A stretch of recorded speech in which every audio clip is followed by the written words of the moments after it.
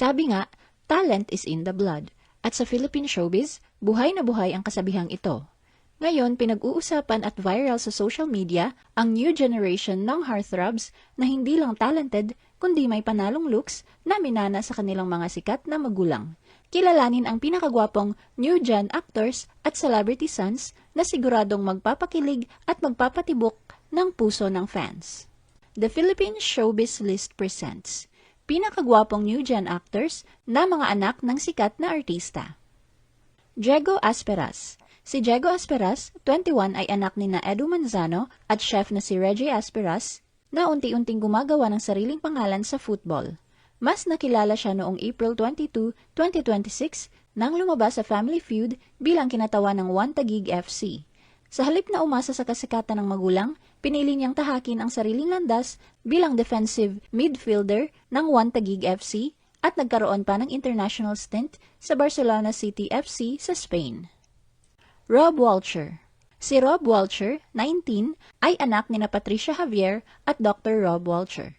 Nakilala siya matapos manalo bilang Mr. Teen International 2023 sa Thailand at naging usap-usapan sa fashion world dahil sa kanyang international look kabilang ang paglahok sa Paris Fashion Week. Isa rin siya sa Viva Next Gen Stars ng Viva Artist Agency. Eman Bacosa Pacquiao. Ang 22-year-old na si Eman Bacosa Pacquiao ay anak ng pambansang kamao na si Manny Pacquiao. Kilala si Eman hindi lamang dahil sa kanyang pagkakahawig sa kanyang ama, kundi pati na rin sa kanyang tall physique at pagiging athletic. Aktibo rin siya sa social media, kung saan marami ang humahanga sa kanyang forma at simpleng lifestyle sa kabila ng yaman ng kanyang ama. Samantala, naiugnay rin si Eman kay Jillian Ward, na lalo pang nagdagdag ng interes ng publiko sa kanyang personal na buhay. Kotaro Shimizu. Si Kotaro Shimizu ay ang kaisa-isang anak na lalaki ng veteranang aktres na si Jean Garcia. Sa edad na 24, madalas siyang pag-usapan sa social media dahil sa kanyang K-pop visuals at tangkad na namana sa kanyang Filipina mom at Japanese dad. Dahil sa kanyang fair skin, pati na ang kanyang chinito eyes, marami ang nakakakita ng pagkakahawig niya sa ilang sikat na Korean stars gaya ni V ng BTS na labis namang ikinatutuwa ng kanyang inang si Jean. Leon Barreto. Si Leon Barreto, 23 years old, ay ang kaisa-isang anak na lalaki ni na Dennis Padilla at Marjorie Barreto. Hindi lang kagwapuhan ang taglay ni Leon dahil noong 2025, matagumpay niyang natapos ang kanyang pag-aaral sa University of Asia and the Pacific. Kasalukuyang maugong ang pangalan ni Leon sa usaping puso matapos siyang maling kay Sofia La Forteza, ang Filipina member ng global girl group na Cat's Eye. Ryan Walcher. Si Ryan Walcher, 14, ay ang bunsong anak ni na Patricia Javier at Dr. Rob Walcher at kapatid ni Robert. Sa murang edad, napapansin na ang kanyang potensyal sa looks at tangkad. Nakasali siya sa Bangkok Kids International Fashion Week 2024 at ipinakilala bilang isa sa Viva Next Gen Stars kasama ang kanyang kuya. Gray Fernandez. Si Gray Fernandez ay isa sa mga pinakahinahangaan sa new gen actors hindi lamang dahil sa kanyang kagwapuhan, kundi dahil na rin sa kanyang husay sa pag-arte. Sa edad na 24, patuloy niyang pinatutunayan na taglay niya ang star factor mula sa kanyang ama na si Mark Anthony Fernandez at lolo na si Rudy Fernandez.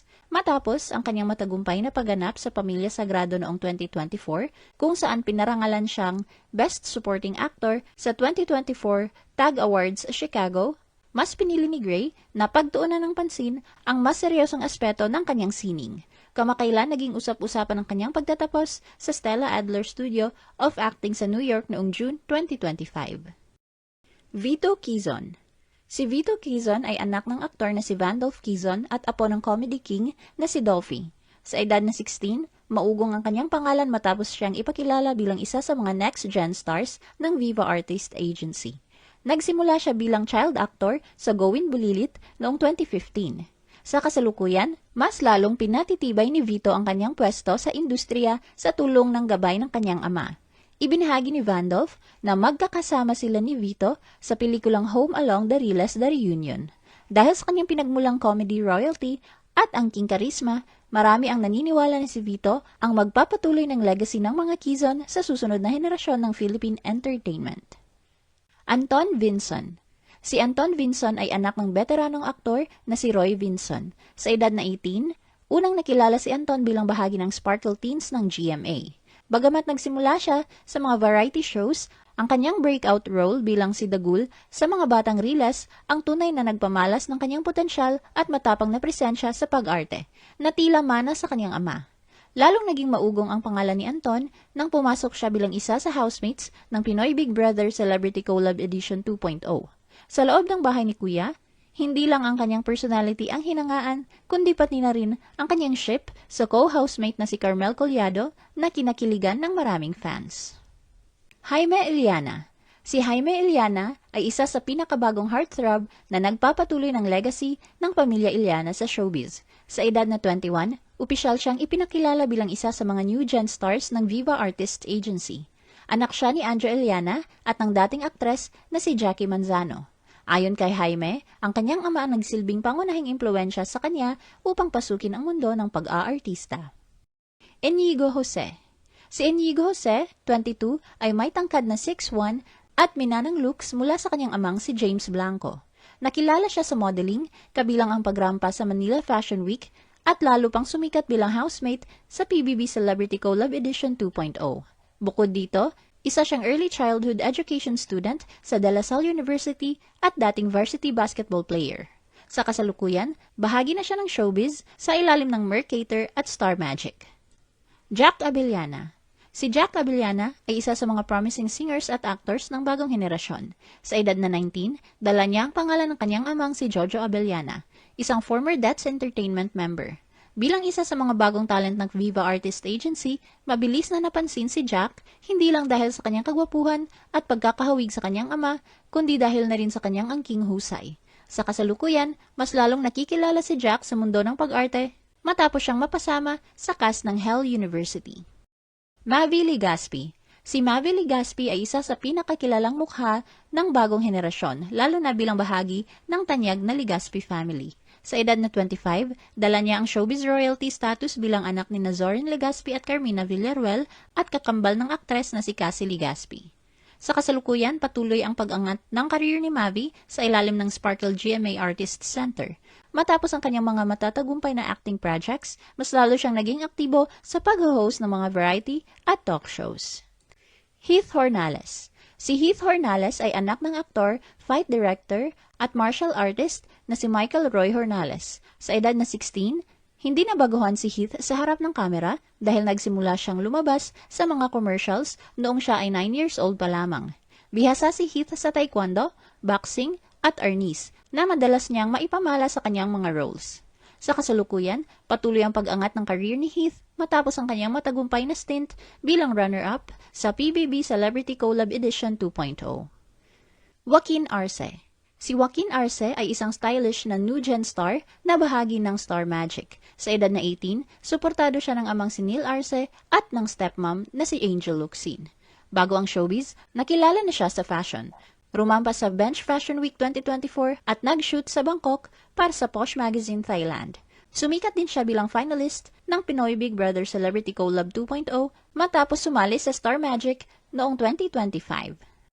Jacob Paturnak. Si Jacob Paturnak, anak ng aktres na si Ina Raimundo, ay isa sa mga pinakahinahangaang new gen celebrity sons hindi lang dahil sa kanyang kagwapuhan kundi dahil sa kanyang husay sa sports. Sa edad na 22, naging usap-usapan siya dahil sa kanyang hunk visuals na madalas mag-viral sa social media ng kanyang ina. Sa kasalukuyan, ibinahagi ni Ina na seryosong nagte-training si Jacob upang makamit ang kanyang pangarap na makapasok sa Major League Baseball sa Amerika. Andres Mulak. Si Andres Mulak ay itinuturing na isa sa mga ultimate new gen heartthrobs dahil sa kanyang taglay na classic Pinoy na kagwapuhan at tangkad. Sa edad na 24, dala niya ang tanyag na pangalan ng kanyang mga magulang na sina Aga Mulak at Charlene Gonzalez. Bagamat lumaki siyang malayo sa ingay ng showbiz habang nag-aaral sa ibang bansa, ang kanyang pagbabalik sa Pilipinas ay agad na pinagkaguluhan ng fans at ng mga malalaking brands. Isa sa kanyang pinag-usapang kaganapan ay ang kanyang pagrampa sa Bench Fashion Show. Robbie Jaworski. Si Robbie Jaworski ay anak ni na Robert Dudut Jaworski Jr. at Mikey Cuangco. Dahil sa kanyang pamilya, si Robbie ay lumaking malapit sa mundo ng sports at public service. Taglay ang matikas na pangangatawan at clean-cut na kagwapuhan na mabilis na nakakuha ng atensyon ng publiko. Opisyal na naging kapamilya si Robbie matapos pumirma ng kontrata sa Star Magic noong 2024. Sa kasalukuyan, naging sentro ng usap-usapan si Robbie matapos siyang malink kay Maggie Ford. Santino Rosales. Si Santino Rosales ay isang authentic new-gen heartthrob na may cool at effortless na karisma na minana sa amang si Jericho Rosales at high fashion appeal mula sa kanyang inang si Kai Palomares. Sa edad na 25, pinili niya ang modeling kasunod ng yapak ng kanyang ina, habang hilig din ng sports at outdoor activities gaya ng ama. Bukod sa looks, kilala rin siya bilang young entrepreneur, patunay na siya ay higit pa sa isang visual icon. Ano ang masasabi mo sa video na ito? Mag-like o mag-react at huwag mahiyang mag-comment.